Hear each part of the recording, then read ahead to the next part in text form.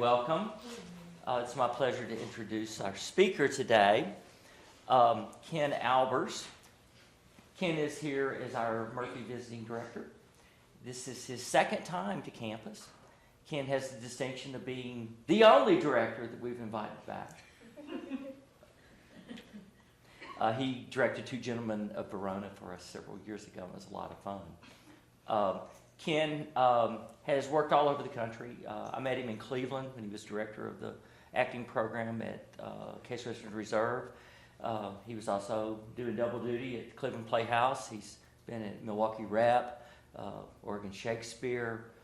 He's been all over the country, and we're just thrilled that he's here directing his adaptation of Kafka's The Trial. Please don't be scared off by that. It's wickedly funny and just going to be a terrific production. He's here today to talk about The Trial, this parable. Right. Ken Albers.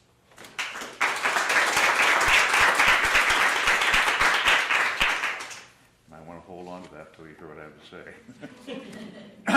say. It's a sincere pleasure to return to Hendrix as the Hendrix Murphy Scholar for the second time. I was last invited to Hendrix, as Danny told you, to direct Two Gentlemen of Verona here, and I truly enjoyed my time with the students and the faculty, as well as the ambiance of this unique college. But as I recently told Danny, if you ask me to return a third time, I will expect an honorary degree. Last spring, as my wife Kate and I were wending our way cross-country from our home in Ashland, Oregon, we stopped here for several days to meet the students, reacquaint ourselves with the faculty members, and talk about my adaptation of Franz Kafka's The Trial that I would be directing for the University Theatre. Now, I knew that as one of my duties while in residence, I would have to also give a lecture about Kafka, The Trial, and my work in adapting it for the stage. What I didn't expect was that I needed to provide a title for said lecture before I departed for my final destination at American Players Theatre in Spring Green, Wisconsin. A title was needed so that appropriate information could be made available in the promotional literature about the Hendrix Murphy program for 2012. I had absolutely no idea what such a title might be, since at that time I had given no thought whatsoever to the content of such a lecture. So off to my computer and the internet, where I Googled Mr. Kafka and The Trial in the hope that I might find some inspiration. More than 65,000 hits appeared, and my heart sank. I was doomed. Failing to provide an evocative title, my dreams of an honorary degree from Hendrix would turn into a nightmare of incompetent proportion. And then one of those miracles of memory occurred. Some unknown synapse hidden deep in the mind, for some unknown reason, suddenly fires, and the recesses of recollection educe virtually verbatim a conversation from long days past. I had directed a production of The Trial for the Actors Company of Cleveland, which was a summer professional theater at Case Western Reserve University, where Danny received his Master of Fine Arts degree in design. Danny's teacher and another Hendrix Murphy scholar was a gentleman named Henry Kurth, a true creative genius who was also the scenic designer for the Actors Company and designed that particular production of The Trial. During one of our production meetings, which always seemed to be held in the late afternoon at Henry's apartment so that copious amounts of Heaven Hill bourbon could be consumed, Henry confessed with a voice that betrayed a deep and lasting relationship with whiskey, "You know, I've been trying to figure out what the hell this play is. Is it tragedy? Is it drama? Is it satire? Is it surrealism? Is it an allegory? Well, I finally figured it out. It's a parable. The damn play is a parable." That's pretty close to Henry. I was saved. My dream of an honorary degree lives on. The definition of parable from the Greek, meaning comparison, illustration, or analogy, is quite accurate for The Trial. The novel illustrates a universal truth featuring a character that faces a moral dilemma and is forced to make questionable decisions and then suffer the consequences of those decisions. The meaning of a parable, unlike that of a fable, is not intended to be ambiguous or opaque, but on the contrary is meant to be clear and comprehensible. Born in Prague in 1883 to middle-class German-speaking Jewish parents, Franz Kafka is considered by contemporary critics to be one of the most influential and creative writers of the 20th century, an opinion that for me is confirmed by the simple existence of the word Kafkaesque in our dictionaries. The Merriam-Webster edition defines the word Kafkaesque as having that which relates to the words of Franz Kafka having a nightmarishly complex, bizarre, or illogical quality, as in Kafkaesque bureaucratic delays.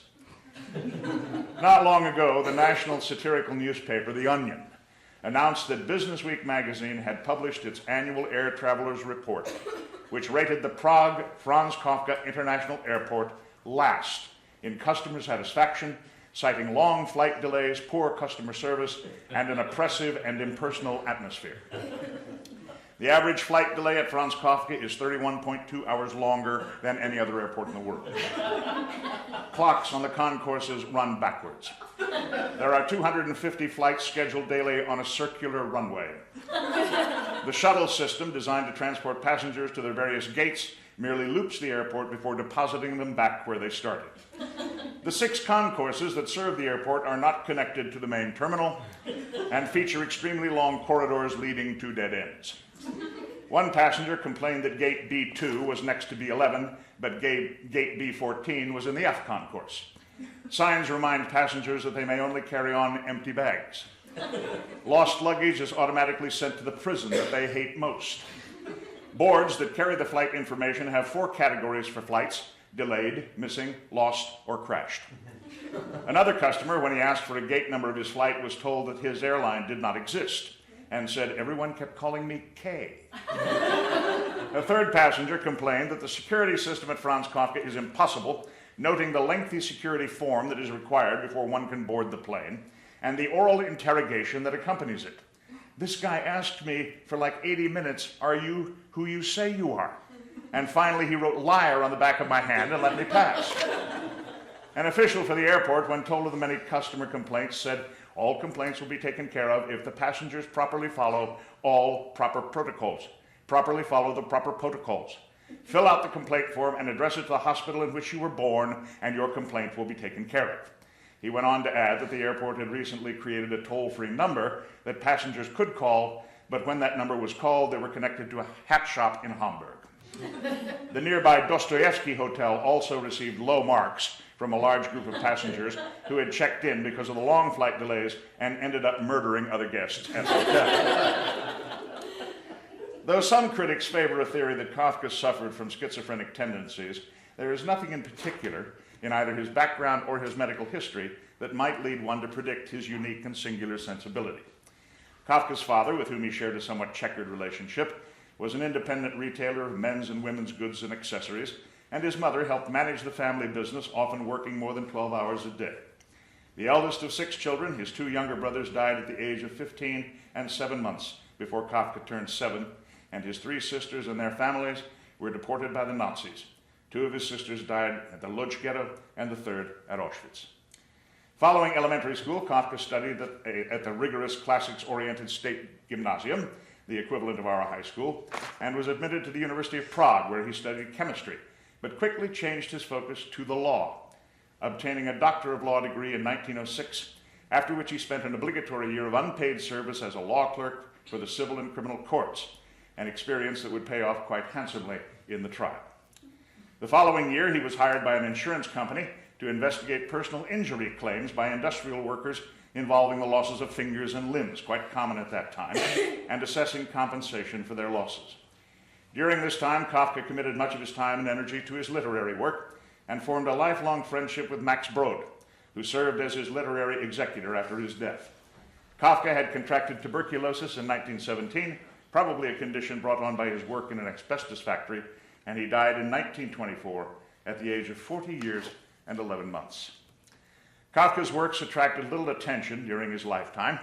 He finished his only novella, The Metamorphosis, while he lived, but left unfinished all of his full-length novels, leaving explicit instructions with Max Brod that upon his death, everything was to be destroyed. "Dearest Max, my last request, everything I leave behind me in the way of diaries, manuscripts, letters, both mine and others, sketches, and so on, is to be burned unread." To his credit, Brod ignored this request and published all the unfinished novels and collected works between 1925 and 1935. Much has been written about Kafka's legal background and the role of the law in his fictional literature. Critic James Hawes argues that many of Kafka's descriptions of the legal proceedings in the trial, as metaphysical, absurd, bewildering, and Kafkaesque as they might appear, are actually based on accurate criminal proceedings from the time in German and Austrian courts, which, unlike British or American courts of justice, are based upon inquisitorial rather than adversarial systems. And Kafka's bewildering, enigmatic, bizarre, profane, and alienating legal images are engaging and fascinating precisely because such concepts of law operate in utter opposition to a modern human sensibility. Or do they? Kafka, despite what some critics have claimed, is no mere lone schizophrenic figure writing feverishly out of anguish in some rented Raskolnikov hovel, but is actually more subversive, clever, and yes, funny than a cursory reading of his novels might lead one to think. Kafka's works are not a reflection of his own personal struggles, but rather they recognize that we all tend to invent struggles in an attempt to give our existence a meaning that allows us to identify those enemies that seem to make such an existence so very difficult. The title of the trial in German is Der Prozess, which refers not only to the actual trial, but also to the proceedings surrounding it, a process that in Kafka's imaginary world includes preliminary investigations, numerous hearings, and a wide range of legal and extra-legal maneuvering. The shadowy and infinite hierarchy of the mysterious courts depicted in the trial does not correspond to any legal system that we know. Or does it? Dr. Benny. Shame upon you, Dr. Benny.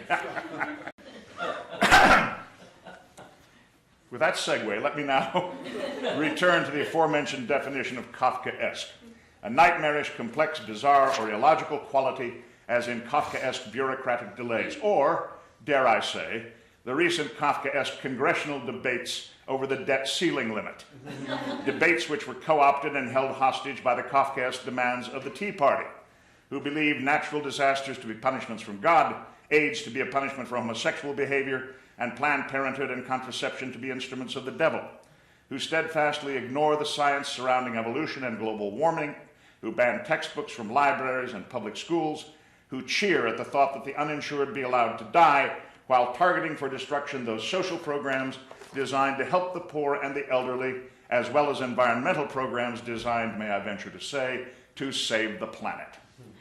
Such examples of things Kafkaesque are more than sufficient to cause alarm. But unfortunately, there is a more insidious example, one clothed in patriotism and loyalty. The Kafkaesque mentality of an all-powerful security state, which used the American tragedy of 9/11 to create legislation that not only trampled on the constitutional rights of their citizens, but sought to destroy their psyches as well. As Tom Hartman notes in his essay on the trial, throughout the novel, the protagonist, Joseph K., we never learn his last name, is treated to the vagaries of a kangaroo court system that would make Alberto Gonzalez and the Bush administration proud. He never learns the charges against him, his lawyer is a preening incompetent, and the reactions of the other characters in the novel range from mild shock to resignation to an irony that is both comedic and tragic. Kafka's rich imagination foreshadowed the concept known as rendition, in which torture and imprisonment are rendered in secret against people who are unaware of the specific charges against them, unable to participate in the kangaroo court proceedings that will determine their fate, whose attorneys are not allowed to see the evidence against them, and cannot appeal the verdict before their sentencing which might include the death penalty. When all is said and done, this adaptation of the trial would never have been possible without 8 years of the George W. Bush presidency. I am not by nature a political activist, but there does come a moment, as there came for Howard Beale, the news anchor for a fictitious television network played by Peter Finch in the film Network, written by the only 3-time winner of an Oscar for original screenplay, Paddy Chayefsky, when one must simply open one's window and scream into the night, "I'm mad as hell, and I'm not going to take it anymore." I will, as always, seek to be civil, and if I have offended anyone this morning with my views, I will take this opportunity to remind us all that we are in a university building, and academic freedom is of paramount importance. Voltaire's belief is never more appropriate than in such a setting. I may disagree with what you say, but I will defend to the death your right to say it. And I will also take a page from the Tea Party manifesto. I will neither apologize for my beliefs nor retreat from my position. And finally, in an effort to remind myself that I am not all-knowing, I quote one of my favorite directors, Sir Tyrone Guthrie, who observed that everyone has a right to their opinion, but no one has a right to have that opinion taken seriously. The Trial is my 5th adaptation of literary works. My first was an adaptation of the French farce An Italian Straw Hat for the National Theatre of the Deaf, for which I had to create a text that was appropriate for American Sign Language in prose. That was followed by an adaptation of Euripides' Greek tragedy Medea for Deaf West Theatre Company, which asked me to create an American Sign Language text in poetry. Then an adaptation of Friedrich Dürrenmatt's scathing indictment of Germany's National Socialism, The Visit, for the Oregon Shakespeare Festival, and finally Kafka's The Trial. As I look back on my 3rd career as a playwright, I realize that I have been captivated by complex moral and political issues, be they comic or tragedy, that affect us, not as a nation, but as an individual, not as a patriot, but as a person, not as a Democrat, a Republican, or an independent, but as a cognitive human being who feels he has a right to expect a non-Kafkaesque existence. I hope that you will enjoy the production of The Trial, but if you don't, do not hesitate to let me know. As Voltaire said, it is, after all, your right to do so.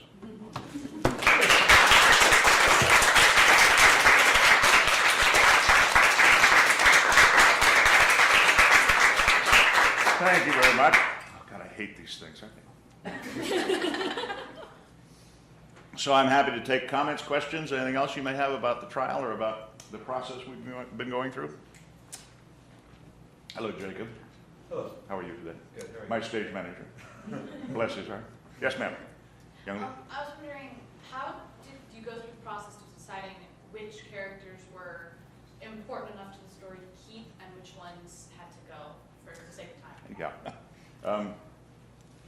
Well, when I should probably go back a little bit.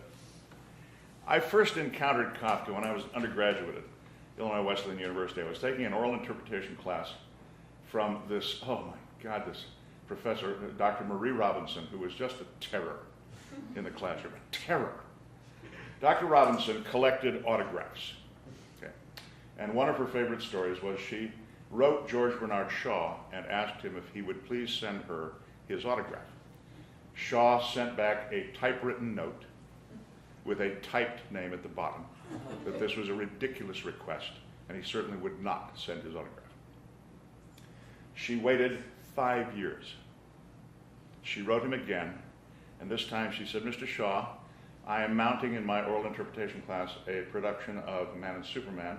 I am sure that you'll be happy to forgive the royalties. She got back dashed off handwritten note saying that she would certainly pay the royalties. G. Bernard Shaw. So that's the kind of woman she was. Well, our final exam was to take a novel and cut it to 30 minutes and then read it to the class. And I found a book by Kafka called America. Does anybody know this novel? It's a very bizarre look at America from a man who was never here. And I cut it to 30 minutes. So I kind of, at that moment, realized, well, what does a story really need in order to be told? What are the minimum things that you need to include to get the plot, the story of the book out? When I came to the trial, I did the same thing, in effect. I laid out all the chapters on 2 pieces of paper, whatever they were, made notes about each chapter, and then I thought, okay, now we don't really need to have the scene with Frau Birchner. It's not critical to what happens legally to this guy in the novel. So that was the basic judgment call in each chapter. Was it necessary for the legal story, or was it just an addendum for characterization? And if the answer to that was yes, I tried to include it. If the answer was no, I thought, okay, we can dump it. The other thing that I kind of thought about was, well, I found myself doing this unconsciously, I think. Joseph K. has a good deal of trouble with women. So I thought, well, this is probably more interesting if most of the people he meets in the play are women. So Titorelli is suddenly a woman. The lawyer is a woman. Of course, Laney's a woman. But his difficulties are made larger by the fact that there are more women in his life than there are in the novel. So that was also part of that. And then I just wanted to really freely adapt this. This is not a translation of the book. This is a freewheeling adaptation. And it would be hard to find any passages in the book that are repeating themselves in the adaptation, except for critical plot passages. But the rest of it, no, it's pretty loose. Yes? You talked about the George Bush presidency Mhm. being like integral to your adaptation. Mhm. Can you talk more about that? Well, it's integral in the sense that I tried to focus on the lack of justice in this particular court system, that we are at the mercy of that system. And the last thing you want to do is get taken to prison for any reason, for any amount of time, because you're never sure what's going to happen when you're in there. When we were coming across country to here last spring, we were stopped outside of Oklahoma City for speeding and for failing to make a signal to signal a lane change.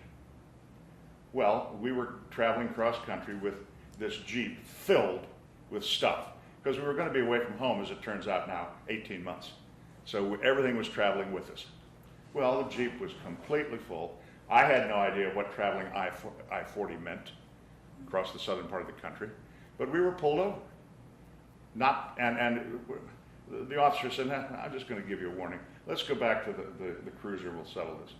Well, I had never, ever been pulled over by a police officer before who wanted me to go back to sit with him in his cruiser. So I'm already paranoid. Kate's paranoid. You know, we don't know what's going on.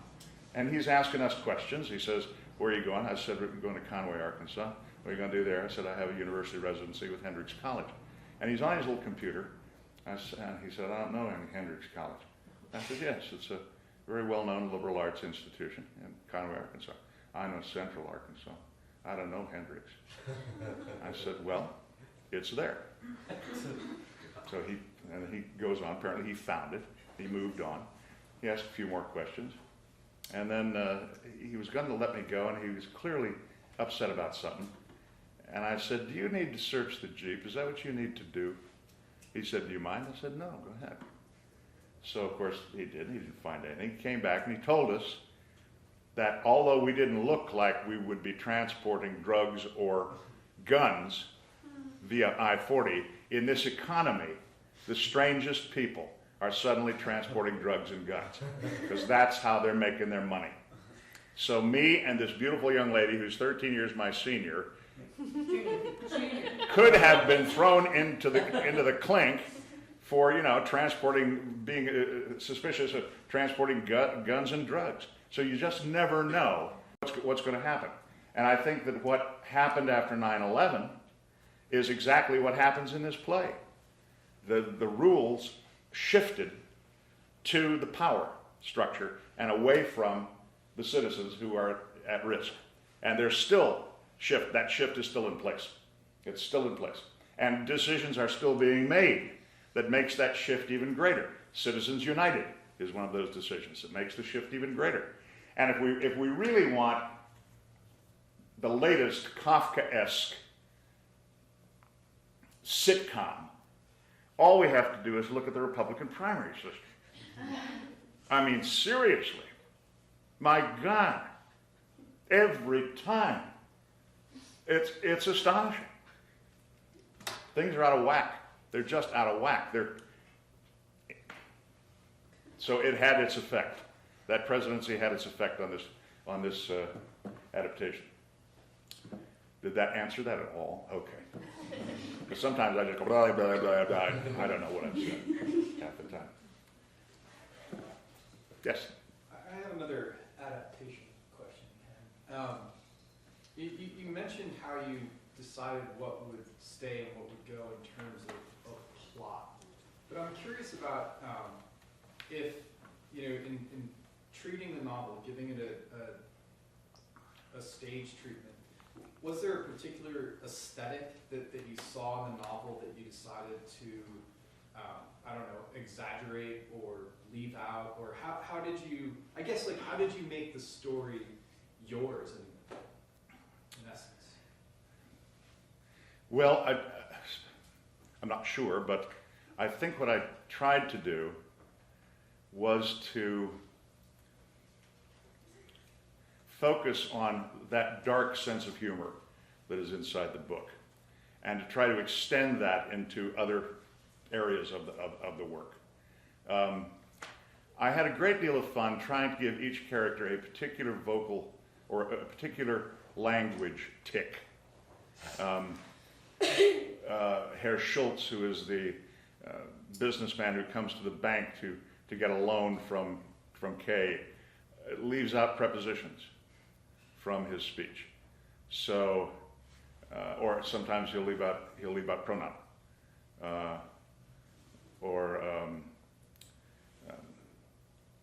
What is the line I'm trying to think of? Tito Rele. Bust after bust after bust. Every day my office could not buy one.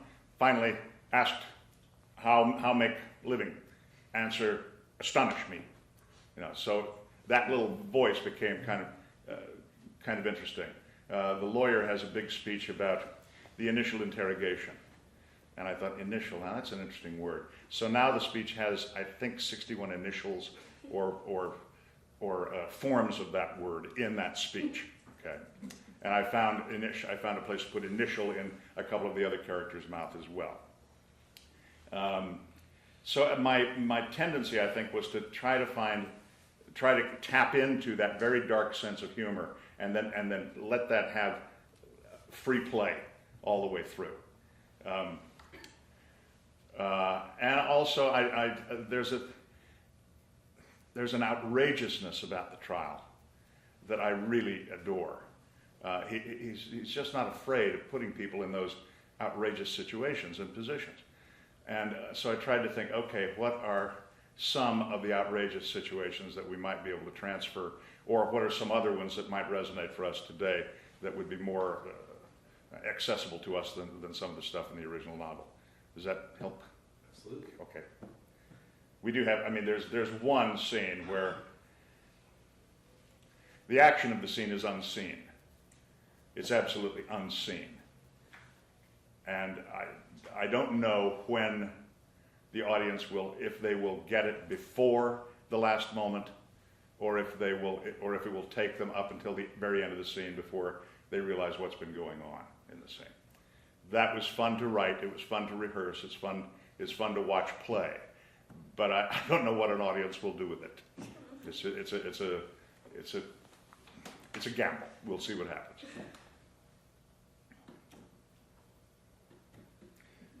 Eric, since you should have a question since you stopped the proceeding. I really apologize. I have to tell you, this thing has rung about twice in my lifetime. I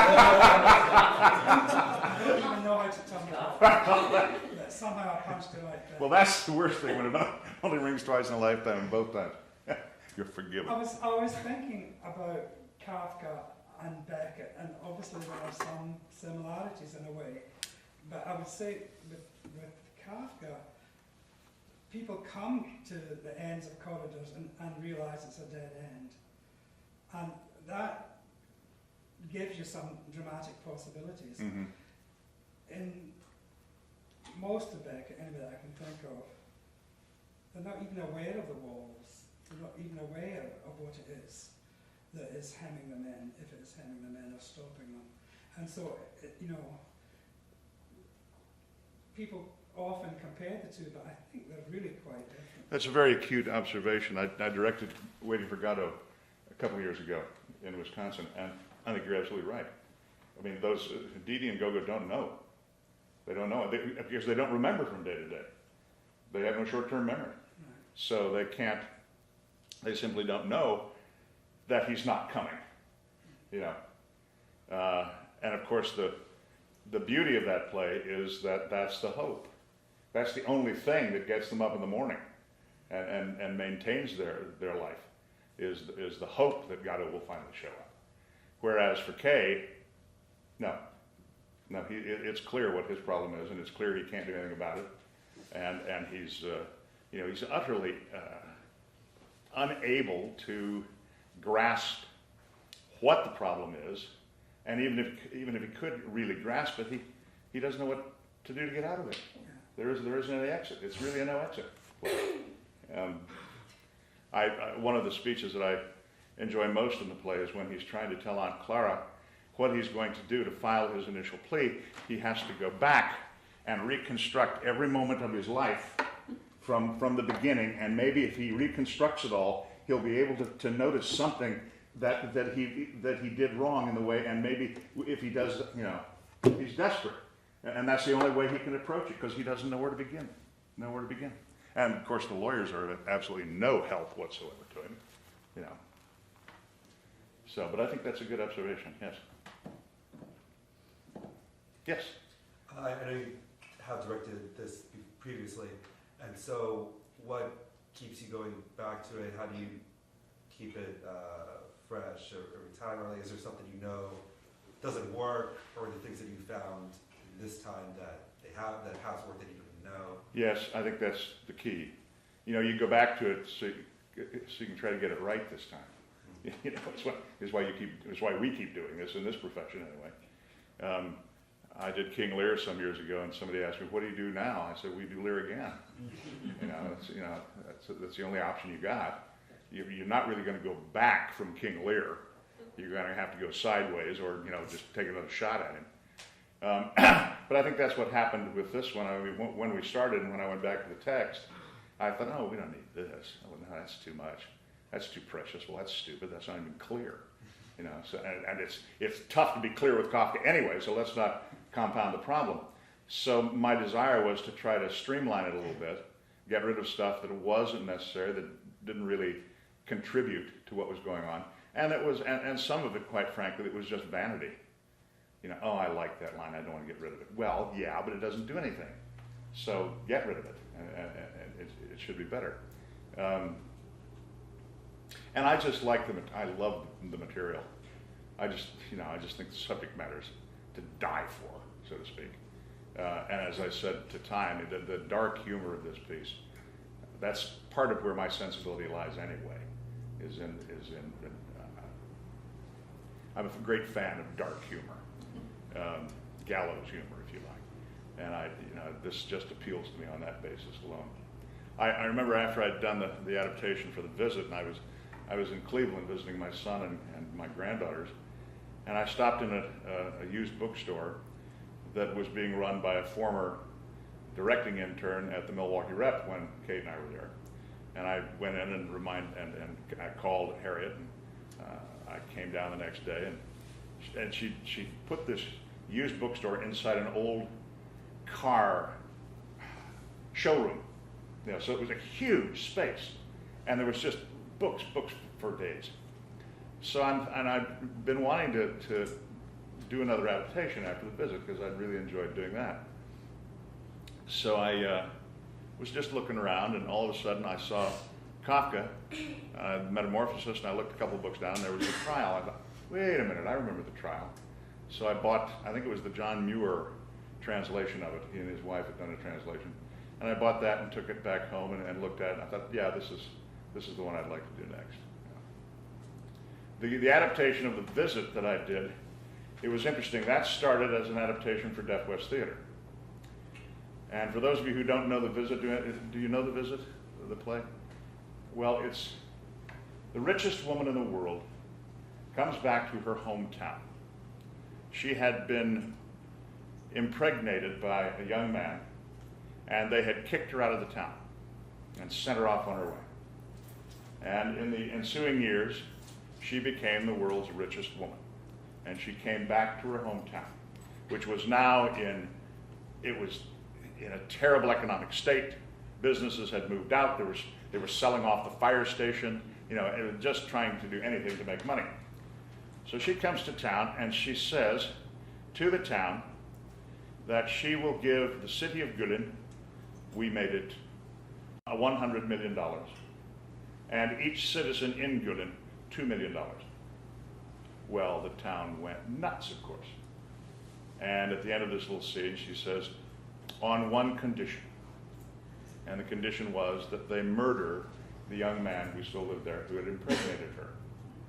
So now the rest of the play is the town rationalizing that action so they can get the money. So this was this was scheduled to go to Deaf West. And in that particular adaptation, the conceit became that everybody at the top of the play, the only person who was deaf was her. By the end of the play, the only person who did not use sign language was him. So the language of the play just shifted. Well, for one reason or another, they couldn't end up doing it. So I went back to, I remember I was back in Ashland at the festival, and I thought, well, I'm just going to do this adaptation for a hearing audience. And maybe, it'll be fun to do. So I did that, and I got a big kick out of it. And I gave it to our dramaturg out there, a fellow named Doug Langworthy. And, I said, give it a read, tell me what you think. And I don't know, he called maybe a month later, and he said, are you sitting down? I said, why? He said, well, you need to work on the visit a little bit because it's on the season for next year. I said, what? He said, yeah, I gave it to the artistic director, and she liked it so much she's put it on the season. So we need you to make some adjustments. Okay, fine. So, then we had a big rights problem because Maurice Valenci owns the rights to the visit in the United States, and he would not release the rights. So the managing director of the festival said, look, this is an adaptation that has been written for this company specifically. Would you give us permission to do it? Please, please, please, please, please. And Valencia wrote back and said, one time only. You may do this one time only. And the royalties for adaptations at that time were 7.5%. Valencia took 7%. And I had the other 0.5%. It was mine. So he made $60,000 for doing nothing, which kind of teed me off, but that's all right. It wasn't about the money. Did you mean one performance only? No, it was. I think we did it 50 times or something, but one run. Yeah, one run. And since then, people have called and said, "We'd like to do your." I said, "I'm sorry, unfortunately, you can't do it." So, but it's big. It's a big show. Not theaters today don't have that kind of money and those kind of resources, except places like Oregon with a what is it now, $40 million budget? I think something outrageous like that. Anything else? Well, thank you all very much for coming. I hope you'll see the show.